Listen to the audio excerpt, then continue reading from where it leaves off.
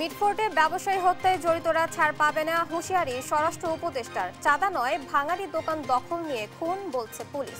DB টিমগুলি বিভিন্ন জায়গায় কর্মরত আছে এবং অন্যান্য যারা আছে সবাই যেন আইনের আওতায় নিয়ে আসা হয়। মামলা তাদের রাজনৈতিক পরিচয়টা আমাদের কাছে কোনো মুখ্য পরিচয় নয়।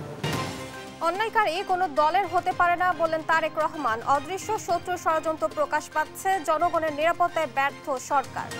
যে অন্যায় করবে সে অন্যায়, তার বিরুদ্ধে দেশের প্রচলিত আইন আছে, কাজে আইন অনুযায়ী তার বিরুদ্ধে ব্যবস্থা হবে। অন্যায়কারী কখনো কারোর কোনো দলের লোক হতে পারে না। চাঁদাবাজদের রুখতে না পারলে সরকারকে ক্ষমতা ছাড়ার আহ্বান জামায়াতের। সংস্কারবিহীন নির্বাচন চাওয়া দল দেশকে অস্থিতিশীল করছে। বিচার সংস্কারের জনদাবির বিপক্ষে দাঁড়িয়ে যাচ্ছে একটি পক্ষ, সাতক্ষীরায় নাহিদ ইসলাম। বিভাজন দূর করে দেশ পুনর্গঠনের আহ্বান। মানিকগঞ্জ সঞ্চয় ও আমানত সংগ্রহের নামে প্রায় ৩.৫ কোটি টাকা আত্মসাৎ করেছে প্রতারক চক্র, সংস্থাটির চেয়ারম্যান আটক।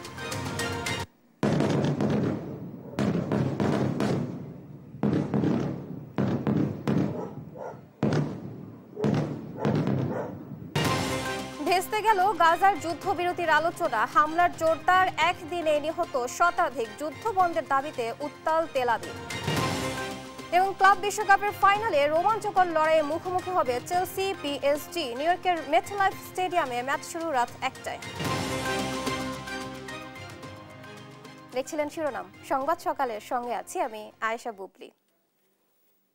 এবার বিস্তারিত। পুরান ঢাকার মিটফোর্ট এলাকায় ভাঙাড়ি দোকানের নিয়ন্ত্রণ এবং আর্থিক লেনদেন নিয়ে বিরোধের জেরেই লালচাঁদ সোহাগকে হত্যা করা হয়েছে বলে মনে করছে পুলিশ। ঘটনার পর এখন পর্যন্ত র্যাবের হাতে ২ জন এবং পুলিশের হাতে ৩ জন সহ মোট ৫ জনকে গ্রেফতার করা হয়েছে বলে জানিয়েছেন ঢাকা মেট্রোপলিটন পুলিশের লালবাগ বিভাগের উপ পুলিশ কমিশনার মোহাম্মদ জসিমউদ্দিন। এর মধ্যে গ্রেফতার টিটন গাজীর ৫ দিনের রিমান্ড মঞ্জুর করেছেন আদালত। ইউসুফ ভূঁইয়াকে সঙ্গে নিয়ে আরো জানাচ্ছেন মাহবুব তামিম। গেল ৯ জুলাই সন্ধ্যা ৬টার দিকে মিটফোর্ট হাসপাতালের ৩ নম্বর গেট সংলগ্ন রজনী ঘোষ লেনে ব্যবসায়ী লালচাঁদ সোহাগকে কুপিয়ে এবং মাথায় বড় পাথর দিয়ে আঘাত করে হত্যা করা হয়। এই বর্বরচিত হত্যাকাণ্ডের তদন্তের অগ্রগতি নিয়ে জানাতে শনিবার প্রেস ব্রিফিং করে ঢাকা মেট্রোপলিটন পুলিশ ডিএমপি। মামলার যে সার্বিক অগ্রগতি সংক্রান্তে ব্রিফিংয়ে ঢাকা মেট্রোপলিটন পুলিশের লালবাগ বিভাগের উপপুলিশ কমিশনার মোহাম্মদ জসিমউদ্দিন জানান, ব্যবসার দোকানের মালিকানা ও লেনদেন নিয়ে সৃষ্ট দ্বন্দ্বেই এই হত্যাকাণ্ড ঘটেছে। হত্যাকাণ্ডের শিকার হয়েছেন এবং যাদেরকে ধারণা করা হচ্ছে হত্যাকাণ্ডের সাথে জড়িত তারা পরস্পর সম্পর্কিত এবং ব্যবসাটা তারা একসাথে কিছুদিন করেছে, কিন্তু যখন ব্যবসায়িক লেনদেন নিয়ে একটা দ্বন্দ্ব তৈরি হয় তখনই তারা এই ব্যবসাটাকে আবার নিজেদের মতো করে করার জন্য তার সাথে বিবাদে লিপ্ত হয়, যার বিবাদের ফলশ্রুতিতে এই হত্যাকাণ্ডটি সংঘটিত হয়েছে। আসামিদের রাজনৈতিক পরিচয় এখনো নিশ্চিত হয়নি জানিয়ে তিনি বলেন, রাজনৈতিক বিবেচনা থেকে এই মামলার তদন্ত হচ্ছে না, অপরাধী মুখ্য, কারো রাজনৈতিক পরিচয় বিবেচ্য নয় বলেও মন্তব্য করেন তিনি। আমরা এখন পর্যন্ত কোনো নির্ভরযোগ্য তথ্য থেকে সোর্স থেকে তাদের রাজনৈতিক পরিচয়ের বিষয়টি আমরা নিশ্চিত হতে পারিনি। একটা অপরাধ সংঘটিত হয়েছে এবং এটা কারা করেছে, যারা অপরাধী, এই বিবেচনা থেকে আমরা আসলে পুলিশ মামলা তদন্ত করি। মামলা তাদের রাজনৈতিক পরিচয়টা আমাদের কাছে কোনো মুখ্য পরিচয় নয়। এ যাবৎ তদন্তে চাঁদাবাজির কোনো সুনির্দিষ্ট প্রমাণ পাওয়া যায়নি বলেও জানানো হয় পুলিশের পক্ষ থেকে। এ ঘটনায় সম্পৃক্ত অন্য আসামিদের গ্রেপ্তারে অভিযান অব্যাহত রয়েছে বলেও জানানো হয়। মাহবুব তামিম, দেশ টিভি, ঢাকা। রাজধানীর পুরান ঢাকার মিটফোর্টের সামনে প্রকাশ্যে ভাঙাড়ি ব্যবসায়ী লালচাঁদ ওরফে সোহাগ হত্যার ঘটনায় কাউকেই ছাড় দেওয়া হবে না বলে জানিয়েছেন স্বরাষ্ট্র উপদেষ্টা জাহাঙ্গীর আলম চৌধুরী। এর মধ্যে গ্রেফতার হয়েছে ৫ জন। এ ধরনের ঘটনা এড়াতে রাজনৈতিক দলগুলোর নেতা কর্মীদের সহিংস আচরণ করতে বললেন পুলিশ মহাপরিদর্শক। আর অভিযান চলমান বলে জানান র্যাবের মহাপরিচালক। শাহাদাত নিশাদের রিপোর্ট।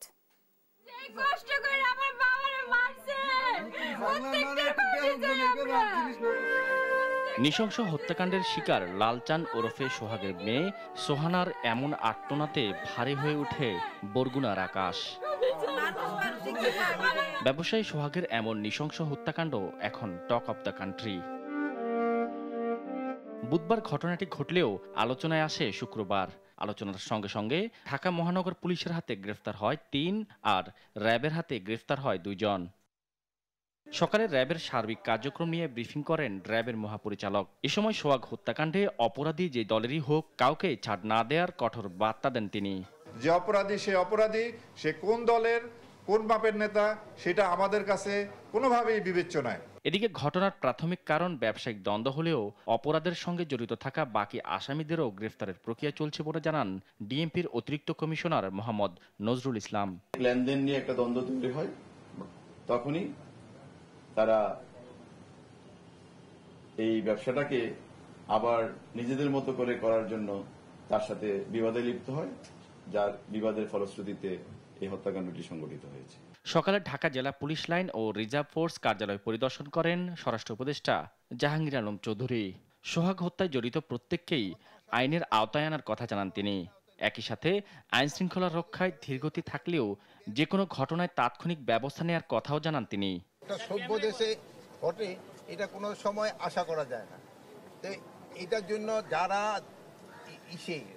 দায়ী এদের কিন্তু আমরা আইনের আওতায় অলরেডি 5 জন, গত রাত্রেও একজন ধরা হয়েছে, এর আগেও 2 জনকে হাতিয়ার সহ র্যাব ধরছে, 2 জনকে মেট্রোপলিটন পুলিশ ধরছে, আরও একজনকে রাত্রে মেট্রোপলিটন পুলিশ ধরছে, এবং ডিবি টিমগুলি বিভিন্ন জায়গায় কর্মরত আছে এবং অন্যান্য যারা আছে সবাই যেন আইনের আওতায় নিয়ে আসা হয়। একই অনুষ্ঠান শেষে পুলিশ প্রধান জানান ঢাকা সহ সারা দেশে আধিপত্য বিস্তারকারী ও চাঁদাবাজদের তালিকা করা হচ্ছে। পুলিশের মনোবল এখনো পুরোপুরি ফিরে আসেনি বলে স্বীকার করেন তিনি।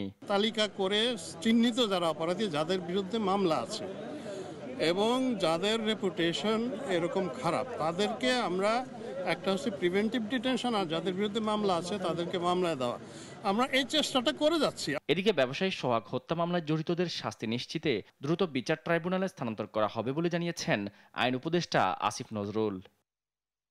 শাহাদাত নিশাত, দেশ টিভি, ঢাকা।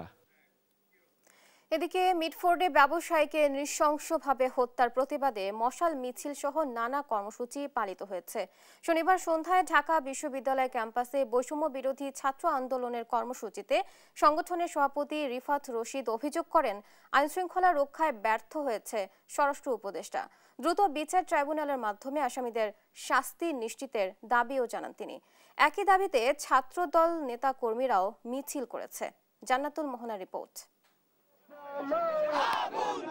রাজধানীর মিটফোর্ডে নৃশংস হত্যাকাণ্ডের শিকার হন এক ব্যবসায়ী। এই হত্যা এবং রাজনৈতিক প্রশ্রয়ে চাঁদাবাজি, দখলদারি ও হামলা নির্যাতনের প্রতিবাদে মশাল মিছিল করে বৈষম্য বিরোধী ছাত্র আন্দোলন। শনিবার সন্ধ্যায় জাতীয় জাদুঘরের সামনে থেকে বের হওয়া মিছিলটি শহীদ মিনার প্রাঙ্গণে গিয়ে শেষ হয়। এ সময় বৈষম্য বিরোধী ছাত্র আন্দোলনের সভাপতি রিফাত রশিদ অভিযোগ করেন জননিরাপত্তা দিতে ব্যর্থ হয়েছে স্বরাষ্ট্র উপদেষ্টা। আইন শৃঙ্খলা নিয়ন্ত্রণ করতে না পারলে বিদায় নেওয়ার আহ্বান জানান তিনি। আপনার যে কাজ বাংলাদেশের জনগণের রাষ্ট্রের জনগণের নিরাপত্তা নিশ্চিত করা, সেই কাজে আপনি একদম লবডঙ্কা। যদি নিয়ন্ত্রণ করতে পারেন তাহলে অ্যাকশন দেখার, আর যদি নিয়ন্ত্রণ করতে না পারেন আপনি বিদায় নেন। এর আগে একই ইস্যুতে ঢাকা বিশ্ববিদ্যালয় ক্যাম্পাসে বিক্ষোভ করেছে সাধারণ ছাত্র অধিকার পরিষদ ও ইনকিলাব মঞ্চ। বিক্ষোভ করেছে ইডেন মহিলা কলেজের সাধারণ শিক্ষার্থীরাও। ছাত্র অধিকার পরিষদের নেতৃবৃন্দকে উদাত্ত আহ্বান জানাবো, প্রত্যেকটা বিশ্ববিদ্যালয়, কলেজ, জেলা, মহানগর, ইউনিয়ন ওয়ার্ডে যেখানেই চাঁদাবাজ দেখবেন, যেখানেই দুর্নীতিবাজ দেখবেন, যেখানেই সন্ত্রাস দেখবেন, সেখানেই প্রতিবাদ করে তুলুন। যদি পারেন নয়া রাজনীতি শুরু করেন, ওইসব রাজনীতি বন্ধ করে। নৃশংস এই হত্যার প্রতিবাদে সাভারের জাহাঙ্গীরনগর বিশ্ববিদ্যালয় সহ বিভিন্ন জেলায় মিছিল করেছে জাতীয়তাবাদী ছাত্র দল। জান্নাতুল মোহনা, দেশ টিভি, ঢাকা। অতীতে দেশের গণতন্ত্র, স্বাধীনতা, সার্বভৌমত্বে যারা বাধা হয়ে দাঁড়িয়েছিল সেসব অদৃশ্য শক্তি ধীরে ধীরে দৃশ্যমান হচ্ছে বলে মন্তব্য করেছেন বিএনপির ভারপ্রাপ্ত চেয়ারম্যান তারেক রহমান। যারা দেশে মব সৃষ্টি করছে তাদের পেছনে সরকারের প্রচ্ছন্ন প্রশ্রয় রয়েছে কিনা সে প্রশ্নও তুলেছেন তিনি। বলেন জনগণের ক্ষমতায় বিশ্বাস করে বিএনপি। সাইফুল রিপনের প্রতিবেদন। রাজধানীর একটি হোটেলে ভার্চুয়াল মাধ্যমে যুক্ত বিএনপির ভারপ্রাপ্ত চেয়ারম্যান তারেক রহমানের সাথে জুলাই আগস্ট গণ অভ্যুত্থানে ছাত্র দলের শহীদ ১৪২ পরিবারের মতবিনিময় সভার আয়োজন করে জাতীয়তাবাদী ছাত্র দলের কেন্দ্রীয় কমিটি। শহীদ পরিবারের স্বজনদের বক্তব্যে উঠে আসে ২৪ জুলাই আগস্ট জুড়ে স্বৈরাচারের নির্মমতা, ভুক্তভোগীদের বেদনা, উৎকণ্ঠা আর অভ্যুত্থান পরবর্তী আশা নিরাশার কথা। গ্রাম পর্যায়ে এখনো তারা এই খুনি হাসিনার শরীররা ঘুরতেছে, তাদেরকে এখনো কোনো বিচারের আওতা আনাই হয় নাই। আর কি করবো, আমি আর কিছু করার পারি না। আমার বেটার জন্য কালি করতে পারি করি। আমার বেটা গেল আধা ঘন্টা নাকি নাকি বাবা মরা লাশ, বাবা বিরাইলো বাড়ি। সে যে নিজেকে শহীদ করে স্মরণীয় করবে এটা তো আর বুঝতে পারিনি। দেশের বিভিন্ন এলাকায় ঘটে চলা নৃশংস ঘটনার বিরুদ্ধে ব্যবস্থা নেয়ার দাবি জানিয়ে বিএনপি মহাসচিব মির্জা ফখরুল ইসলাম আলমগীর বলেন, নির্বাচিত সরকারের অনুপস্থিতির সুযোগ নিচ্ছে দুর্বৃত্তরা। নির্বাচন নেই বলেই আজকে দেশে যত আপনার এই ঘটনাগুলো ঘটছে, আপনার আইন শৃঙ্খলার ঘটনাগুলো ঘটছে, তার অবনতি ঘটছে, দুর্নীতি বাড়ছে, দুর্বৃত্তরা সুযোগ নিচ্ছে, কারণ তাদের পেছনে সেই ধরনের জনসমর্থন নেই। কিন্তু একটা ইলেক্টেড গভর্নমেন্ট আসলে নিঃসন্দেহে সেটা অনেক শক্তিশালী গভর্নমেন্ট হবে। সরকার কেন অপরাধীদের প্রশ্রয় দিচ্ছে প্রশ্ন তোলেন দলের ভারপ্রাপ্ত চেয়ারম্যান তারেক রহমান। আমরা খুব আশ্চর্যের সাথে লক্ষ্য করেছি, যাকে দেখেছি আমরা স্ক্রিনে, যাকে দেখেছি হত্যা করছে, তাকে কেন সরকার এখন পর্যন্ত অ্যারেস্ট করেনি? আমরা কি তাহলে দলে নেব যে যারা বিভিন্নভাবে মব সৃষ্টি করে একটি পরিস্থিতি তৈরি করতে যাচ্ছে সেখানে সরকারের কোনো প্রচ্ছন্ন কোনো প্রশ্রয় আছে? অন্যায়কারী কখনো কারোর কোনো দলের লোক হতে পারে না। দুদিন আগে আরেকটি হত্যাকাণ্ড হয়েছে, আমাদের যুব দলের এক কর্মীকে হত্যা করা হয়েছে, তার রক কেটে দেওয়া হয়েছে। কেন সেটি নিয়ে কথা বলা হচ্ছে না? কেন সেই বিচারের দাবি করতে গেলে বলা হচ্ছে যে বিএনপি লাশ নিয়ে মিছিল করছে? এই প্রশ্নের জবাবগুলো আজকে আমাদের সবাইকে খুঁজতে হবে। নতুন করে ষড়যন্ত্র শুরু হয়েছে উল্লেখ করে তারেক রহমান বলেন, পুরনো ভূতের পাশাপাশি নতুন ভূত মোকাবেলা করতে না পারলে দেশ টিকিয়ে রাখা মুশকিল হবে। বিএনপি তার অভিজ্ঞতার আলোকে বলেছে সংস্কার কোনটি উচিত হবে, কোনটি উচিত হবে না, বাকি মতামত, কারণ বিএনপি দায়িত্ববোধ থেকে বলেছে। আপনাদের সকলের কাছে আহ্বান থাকবে, আবারও আপনাদেরকে সোচ্চার এবং সচেতন হতে হবে। কারা কিভাবে ষড়যন্ত্র করছে, কারা কিভাবে বিভিন্ন কথা বিভিন্ন সময় বলছে এবং ক্ষণে ক্ষণে অবস্থান পরিবর্তন করছে, এই সকল বিষয়ে আপনাদেরকে সচেতন থাকতে হবে। তারেক রহমান বলেন, জনগণকেই সকল ক্ষমতার উৎস মনে করে বিএনপি। বিভিন্ন দল বিভিন্ন দেশের গান গাইছে বাংলাদেশে। বিএনপি বিশ্বাস করে বাংলাদেশের জনগণ তাদের সকল রাজনৈতিক ক্ষমতার উৎস। সাইফুল রিপন, দেশ টিভি, ঢাকা। সরকার পরিকল্পিতভাবে প্রশাসনকে নিষ্ক্রিয় করে বিশৃঙ্খলা তৈরির মাধ্যমে নির্বাচন বিলম্বিত করার চেষ্টা করছে বলে অভিযোগ যুবদল সভাপতি আব্দুল মোনায়েম মুন্নার। আর বিএনপির সিনিয়র যুগ্ম মহাসচিব রুহুল কবির রিজভীর অভিযোগ, কিছু রাজনৈতিক দল উদ্দেশ্য প্রণোদিতভাবে বিএনপির বিরুদ্ধে অপপ্রচার চালাচ্ছে। এসব ঘটনায় জড়িতদের দৃষ্টান্তমূলক শাস্তির দাবি বিএনপি নেতাদের। নিয়াজ মোর্শেদের রিপোর্ট।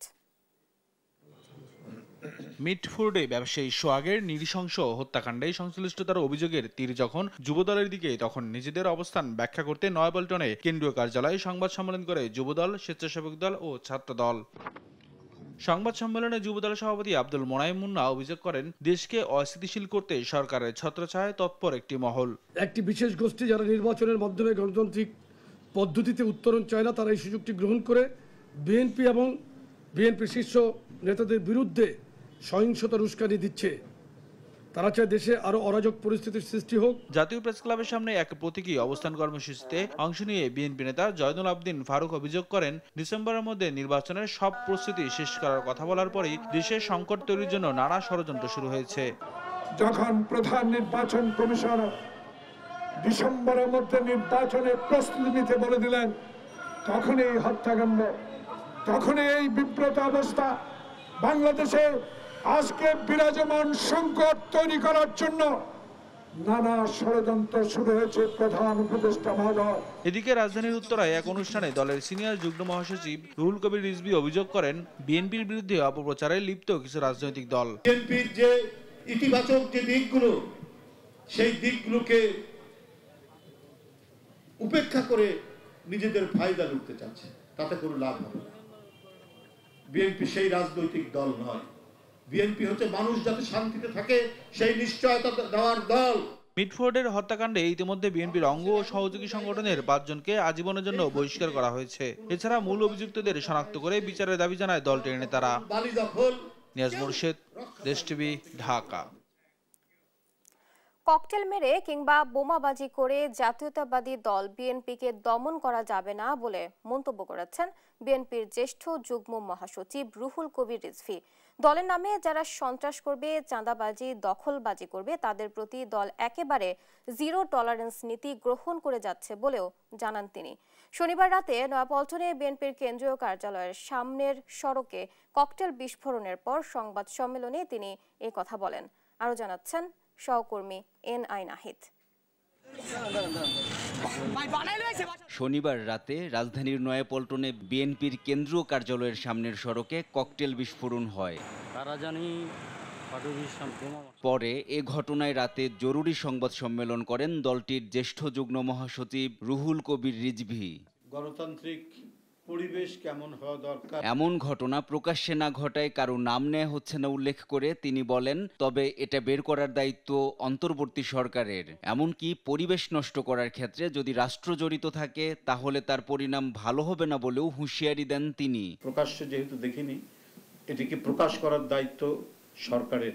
যদি কাউকে আশকারা দেওয়া হয় বা রাষ্ট্রের ভেতর থেকে যদি চক্র, নানাবিধ দুষ্ট চক্র যদি গণতন্ত্রের যে সম্ভাবনা, আমরা যে গণতন্ত্রের যে ভোরের প্রত্যাশা করছি যাতে বিনষ্ট না হয়, সেই দিকটি খেয়াল রাখার জন্য অন্তর্বর্তীকালীন সরকারকে অনুরোধ করব। ককটেল বিস্ফোরণ ঘটিয়ে বিএনপিকে দমন করা যাবে না উল্লেখ করে রিজভী বলেন, বাংলাদেশকে কোনো দেশের তাবেদার বানানো যাবে না।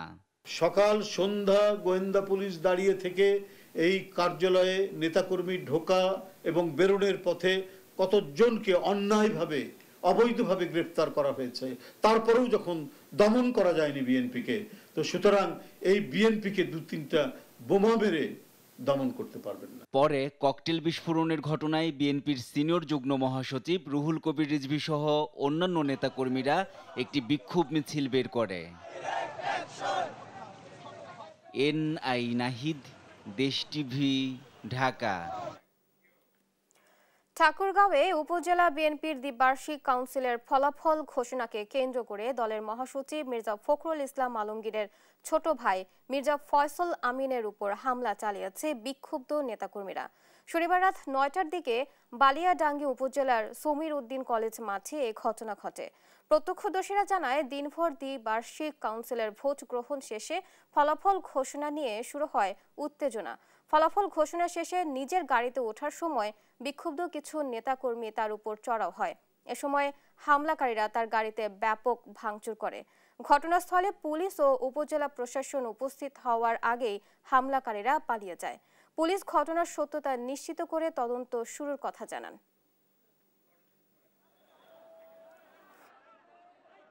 ভাইয়ার উপর হামলা হয়েছে, পিছন থেকে চেয়ার মেরেছে, তারপরে লাঠি দিয়ে মারার চেষ্টা করেছে। আমাদের লোকজনও মার খেয়েছে, আমিও খেয়েছি মার পিছন থেকে। এখন কোথা থেকে কে কিভাবে মেরেছে তা জানি না, বাট এতটুকু সত্য যে গাড়িটা আমার, আমি আর ভাইয়া মিলে আমরা ইউজ করে আমরা এই গাড়িতে চলাচল করি।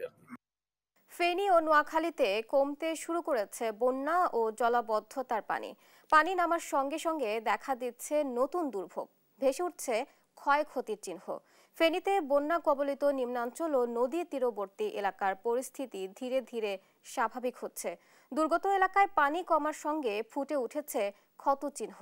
অনেক এলাকায় এখনো খাদ্য ও নিরাপদ পানির সংকট রয়েছে। এতে বানভাসী মানুষ নতুন করে ভোগান্তিতে পড়েছে। এদিকে নোয়াখালীতে অতি বর্ষণের ফলে সৃষ্ট জলাবদ্ধতা কমতে শুরু করেছে, তবে খাল, নালা, ড্রেন ভরাট হয়ে যাওয়ায় পানি কমছে ধীরে ধীরে। এছাড়া অনেক জায়গা নিচু হওয়ায় পানি এখনো নামেনি।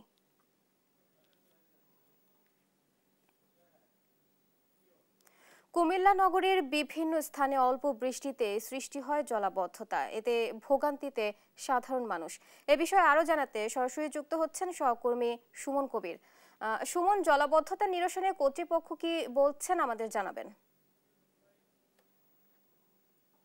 বুবলি, আপনি যেটা বলছিলেন কুমিল্লা নগরী আসলে অল্প বৃষ্টিতে 27টি যে ওয়ার্ড রয়েছে ক্ষতিগ্রস্ত পানির নিচে নিবেদিত হয়। আপনার তো জানেন যে সাধারণ মানুষ সকাল থেকে যারা অনেক ঝামেলা রয়েছে তারা বলছেন যে আসলে নগরের পরিকল্পিত নগরী না হওয়ার কারণে আসলে কুমিল্লা এই দুর্যোগের সৃষ্টি হয়েছে। তবে একটা বিষয় জানা যায় কি কুমিল্লা নগরের প্রতিটি ওয়ার্ড আমরা দেখেছি এই চিত্র আপনারা দেখতে পাচ্ছেন, যেখানে সকাল থেকে মুষলধারে বৃষ্টি হওয়ার ফলে আসলে নগরের এই জলাবদ্ধতার সৃষ্টি হচ্ছে। নগরীর যে বিক্রিয়া কলেজ, যেখানে 1899 সালে এই কলেজটা প্রতিষ্ঠিত হয়েছে, সেই কলেজের শিক্ষার্থীরা আসলে রয়েছে বড় বিপাকে। তবে একটা বিষয় জানা যায় নগরের এই জলাবদ্ধতার জন্য আসলে নগর সিটি কর্পোরেশনের মেয়র ছিলেন, তাদেরকে দায়ী করা হচ্ছে এবং তারা কোনো পরিকল্পিত নগরে না করার কারণে আজকে এই নগরের এই অবস্থা। বিশেষ করে প্রতিটা শিক্ষা প্রতিষ্ঠানে আমরা দেখেছি, সদর হসপিটাল, সরকারি মহিলা কলেজ, বিক্রিয়া কলেজ, সকলখানে এই ধরনের পানি জমা থাকতে শ্রেষ্ঠ। বিশেষ করে ড্রেনের যে ব্যবস্থা রয়েছে আপনি দেখতে পাচ্ছেন যে পানি রাস্তার চেয়ে ড্রেন উপরে, সেই কারণে আসলে এই সমস্যার সৃষ্টি হয়েছে। তবে এই বিষয়ে যখন কথা বলার চেষ্টা করেছি, নগরের যে সিটি কর্পোরেশনের প্রধান নির্বাচক সে আমাদেরকে জানিয়েছেন এবারে বাজেটে এটা নিয়ে পরিকল্পনা করা হচ্ছে এবং কাজ করবে। তার প্রতিবারে আসলে এগুলো আশ্বস্ত করে থাকে, কিন্তু পরবর্তী যারা এই ধরনের কাজ হয়তো থাকে না। তবে একটা বিষয় জানা রাখি যে আপনার এই নগরের শুষ্ক মৌসুমে যানজটে নাকাতে কুমিল্লাবাসী ঠিক সেরকম জলাবদ্ধ বর্ষার সময় আসলে নগরবাসী জলাবদ্ধতা আসলে বিপদে পড়তে হয়। তবে সবকিছু মিলে বলা ছিল কুমিল্লার এই তিক্ত অভিজ্ঞতা থেকে সাধারণ মানুষ মুক্তি চায়। তারা বলছেন আমাদের যে পরিকল্পনা যত বিল্ডিং করা সবকিছু যাতে আসলে পরিকল্পনা মাফিক হয় এবং নগরের এই জলাবদ্ধতার কারণে দ্বিগুণ ভাড়া গুনতে হয় প্রত্যেকটা স্টুডেন্ট শুরু করে যারা নগরের সাধারণ মানুষ রয়েছে তারা। বিশেষ করে আমি জানা রাখি কুমিল্লার এই নগরের এই চিত্র আসলে প্রতিটি মহল্লাতে আমরা দেখতে পেয়েছি, সামনে বৃষ্টি হলেই এই জলাবদ্ধতা তৈরি হয়। সবকিছু এখান থেকে আসলে ডেঙ্গু মশার উপদ্রব হয়। সবকিছু মিলিয়ে বলা ছিল কুমিল্লার নগরীর যে 27টি ওয়ার্ড রয়েছে আসলে তা অপরিকল্পিত নগরী,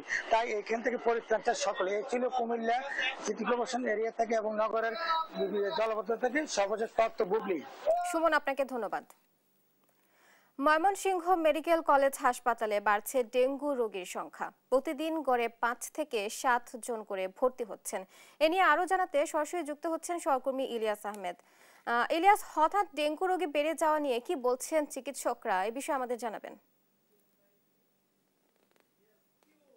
চিকিৎসকরা বলছেন সাধারণ মানুষ অসচেতন এবং সিটি কর্পোরেশন যে দায়িত্ব পালন করার কথা তারা সেটি না পালন করার কারণে কিন্তু প্রতিনিয়তই ডেঙ্গু রোগীর সংখ্যা বাড়ছে এবং তারা বলছেন যে মানুষকে আরো সচেতন হতে হবে। অর্থাৎ এই মাসেই কিন্তু ময়মনসিংহ মেডিকেল কলেজ হাসপাতালে প্রায় শতাধিক রোগী কিন্তু ডেঙ্গু রোগী ভর্তি হয়েছেন এবং তারা কিন্তু চিকিৎসা সেবা নিয়েছেন। বর্তমান ময়মনসিংহ মেডিকেল কলেজ হাসপাতালের মেডিসিন বিভাগে কিন্তু 14 জন ডেঙ্গু আক্রান্ত হয়ে ভর্তি রয়েছেন। অর্থাৎ এর মধ্যে 8 জন পুরুষ, 2 জন নারী এবং 4 জন কিন্তু শিশু রয়েছেন। অর্থাৎ চিকিৎসকরা বলছেন যে মানুষ সচেতন না হওয়ার কারণে কিন্তু এই ডেঙ্গু রোগীর সংখ্যা কিন্তু প্রতিনিয়ত বেড়েই চলেছে এবং আমরা এই বিষয়টি নিয়ে কথা বলেছিলাম। অর্থাৎ আমরা দেখেছিলাম যে গত বছর ডেঙ্গু আক্রান্ত রোগীর সংখ্যা বাড়লেও কিন্তু বিভিন্ন জায়গা থেকে অর্থাৎ গাজীপুর, নারায়ণগঞ্জ এবং ঢাকা থেকে তারা কিন্তু আক্রান্ত হয়ে ময়মনসিংহ মেডিকেল কলেজ হাসপাতালে কিন্তু তারা চিকিৎসা সেবা নিয়েছিলেন। অর্থাৎ এবছর কিন্তু ময়মনসিংহ সিটি কর্পোরেশনেও কিন্তু ডেঙ্গু রোগীর সংখ্যা বাড়ছে। চিকিৎসকরা বলছেন যে সিটি কর্পোরেশন, ঢাকা, নারায়ণগঞ্জ সহ দেশের বিভিন্ন জায়গা থেকে কিন্তু ময়মনসিংহ মেডিকেল কলেজ হাসপাতালে ডেঙ্গু আক্রান্ত হয়ে কিন্তু তারা চিকিৎসা সেবা নিচ্ছেন। অর্থাৎ তারা বলছেন যে মানুষকে কিন্তু সচেতন হতে হবে। অর্থাৎ মানুষ যদি সচেতন না হয় তাহলে ডেঙ্গুর প্রাদুর্ভাব কিন্তু আরো বাড়তে পারে, সেই আশঙ্কা কিন্তু তাদের রয়েছে। আমরা এই বিষয়টি নিয়ে সিটি কর্পোরেশনের সঙ্গে কথা বলেছিলাম। তারা বলছেন যে তারা তাদের পরিচ্ছন্নতার যে কার্যক্রম সেটি কিন্তু চালিয়ে যাচ্ছেন এবং বিভিন্ন বাসা বাড়িতে কিন্তু তারা অভিযান পরিচালনা করছেন। যদিও নাগরিক নেতৃবৃন্দের দাবি হচ্ছে সিটি কর্পোরেশন ঢিলেঢালেভাবে তাদের কার্যক্রম পরিচালনা করার কারণে কিন্তু ময়মনসিংহ নগরীতেও ডেঙ্গু রোগীর সংখ্যা কিন্তু বেড়েই চলেছে, সেই বিষয়টি তারা বলছিলেন এবং সিটি কর্পোরেশনকে তারা তাগিদ দিয়েছেন যেন তারা তাদের কার্যক্রম জোরালো করে সেই বিষয়টি কিন্তু তারা বলছিলেন। অর্থাৎ আমরা এই বিষয়টি নিয়ে সিটি কর্পোরেশনের সঙ্গে কথা বলেছিলাম। তারা বলছেন বলেছিলেন যে নগরীর 33টি ওয়ার্ডেই কিন্তু তাদের যে ক্রাশ প্রোগ্রাম সেটি কিন্তু তারা চালু করবেন, সেই বিষয়টি বলছিলেন। যদিও আমাদের চোখে কিন্তু এখনো পর্যন্ত পড়েনি যে সিটি কর্পোরেশন তাদের যে জোরালো কার্যক্রম পরিচালনা করেছেন সেই বিষয়টি কিন্তু এখনো আসেনি। অর্থাৎ সাধারণ মানুষ বলছেন যে মশা কিন্তু ইতিমধ্যেই বেড়ে চলেছে এবং সেখানে কিন্তু সিটি কর্পোরেশনের কোনো নজরদারি নেই। তারা কিন্তু নজরদারি বাড়ানোর কিন্তু সিটি কর্পোরেশনকে আহ্বান জানিয়েছেন। এই ছিল আমার কাছে ময়মনসিংহ থেকে ডেঙ্গু পরিস্থিতি নিয়ে সর্বশেষ। ইলিয়াস, আপনাকে ধন্যবাদ। দর্শক, ডেঙ্গু রোগের প্রাদুর্ভাব নিয়ে বিস্তারিত জানাচ্ছিলেন সহকর্মী ইলিয়াস। রাষ্ট্রের কাঠামো সংস্কারের আগে রাজনৈতিক দলের কাঠামো সংস্কার জরুরি বলে মন্তব্য করেছেন ঐক্যমত্য কমিশনের সহসভাপতি আলী রিয়াজ। শনিবার সকালে ঢাকা রিপোর্টার্স ইউনিটিতে একই সভায় যোগ দিয়ে ব্যারিস্টার রুমিন ফারহানা বলেন, যতটুকু সংস্কার হয়েছে বাকিটা নির্বাচিত সরকার বাস্তবায়ন করবে। এ সময় নির্বাচন দেরি হলে নৈরাজ্য বাড়তে পারে বলে শঙ্কা প্রকাশ করেন বক্তারা। সাদ আহমেদের রিপোর্ট। নির্বাচন, সংসদ সবই করা যাবে, তবে কাঠামো ঠিক না করে কোনো কিছুই ঠিক রাখা যাবে না বলে মন্তব্য করেছেন অধ্যাপক আলী রিয়াজ। কেবলমাত্র এইখানে এনেছেন তা না। রাষ্ট্রের কাঠামো সংস্কারের আগে রাজনৈতিক দলের কাঠামো সংস্কার জরুরি, আর 24-এর রক্তের সাথে বেইমানি মেনে নেওয়া হবে না জানিয়ে আলী রিয়াজ বলেন, 53 বছরে রাজনৈতিক দলগুলো ক্ষমতার অপব্যবহার করেছে। রাষ্ট্র কাঠামোয় গণতান্ত্রিক প্রক্রিয়া যে ধরনের প্রাতিষ্ঠানিক ব্যবস্থা তৈরি করা দরকার সেগুলোর বিষয় নিয়ে সবাইকে ঐক্যবদ্ধ হওয়ার আহ্বান জানান তিনি। আপনার রাষ্ট্রের কাঠামোর ব্যাপারে প্রশ্ন তুলছেন, আপনি কি দলের কাঠামো নিয়ে প্রশ্ন তুলছেন? জবাবদিহিতার ব্যবস্থা আপনি রাষ্ট্রের কাছে আমি চাইবো, কিন্তু আমার দলের কাছে আমি চাইবো না, কারণ ওইটাকে বলে পলিটিক্যাল কালচার। সাফিসিয়েন্ট করতে হলে আপনাকে রাজনৈতিক সংস্কৃতি বদলাতে হবে। শনিবার ঢাকা রিপোর্টার্স ইউনিটিতে ছাত্র শ্রমিক জনতার গণ অভ্যুত্থানের বর্ষপূর্তি বাংলাদেশের গণতান্ত্রিক অভিযাত্রা শীর্ষক আলোচনা সভায় একই মঞ্চে উঠে বিএনপি, এবি পার্টি সহ বাম ঘরানার দলগুলো। এ সময় সংস্কার, গণতন্ত্র ও জনমুক্তি নিয়ে শঙ্কা প্রকাশ করেন বক্তারা। এদিকে যতটুকু সংস্কার হয়েছে ততটুকু দিয়েই নির্বাচন আয়োজনের আহ্বান জানান বিএনপি নেতা ব্যারিস্টার রুমিন ফারহানা। একই সাথে মিটফোর্ডে সোহাগ হত্যাকাণ্ডে সরকারের ভূমিকা প্রশ্নবিদ্ধ বলে মন্তব্য করেন তিনি। সোহাগের হত্যাকাণ্ড নিয়ে অনেক কথা হলো, আমি যদি প্রশ্ন করি 100 মিটারের মধ্যে আনসার ক্যাম্প, আনসার কি করলো? আমি যদি প্রশ্ন করি ভিডিও না আসা পর্যন্ত সরকার কি করলো? আমি আহ্বান জানাবো, যেটুকু ব্যাপারে ঐক্যমত হয়েছে সেটি যথেষ্টের বেশি। আর সাময়িক ঘটনায় এবি পার্টির চেয়ারম্যান বলেন, আমরা আর যা করি আওয়ামী জাহিলিয়াতকে যেন ছাড়িয়ে না যাই, তা না হলে বারবার রক্ত দিয়ে ঐক্যমত কমিশন গঠন করে কোনো সমস্যার সমাধান হবে না। আমাদের কর্মকাণ্ড যাতে আওয়ামী জাহেলদেরকে অতিক্রম করে না যায়, যদি যায় তাহলে আমরা বারবার রক্ত দিব, বারবার ঐক্যমত্য কমিশন করব, কিন্তু আমাদের কোনো সমস্যার সমাধান হবে না। এ সময় রাজনৈতিক, গণতান্ত্রিক সহ সকল সংকট মোকাবেলায় সবাইকে ঐক্যবদ্ধ থাকার আহ্বান জানান বক্তারা। সাদ আহমেদ, দেশ টিভি, ঢাকা। গণতন্ত্র ও জাতীয়তাবাদের পতাকাবাহী তারেক রহমান তার ক্যারিশম্যাটিক নেতৃত্ব দিয়ে যুক্তরাজ্যে নির্বাসিত থেকেও বাংলাদেশে ফ্যাসিবাদ বিরোধী আন্দোলন শক্ত হাতে চালিয়ে গেছেন বলে মন্তব্য করেছেন বিএনপির ভারপ্রাপ্ত চেয়ারম্যান তারেক রহমানের মানবাধিকার বিষয়ক উপদেষ্টা ব্যারিস্টার এম.এ. সালাম। শনিবার দুপুরে নগরীর একটি হোটেলে সিলেটে কর্মরত গণমাধ্যম কর্মীদের সাথে জুলাই গণঅভ্যুত্থান, আগামীর বাংলাদেশ ও তারেক রহমান শীর্ষক মত বিনিময় সভায় তিনি এসব কথা বলেন।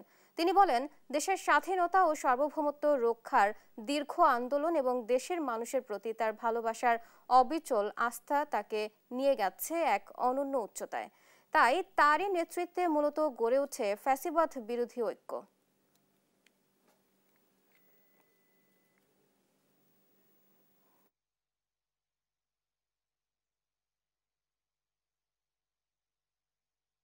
জুলাই অভ্যুত্থানের মধ্যে যে ফ্যাসিবাদ ও খুনি হাসিনার কবল থেকে দেশ ও দেশের আপামর জনগণকে মুক্ত হয়েছে।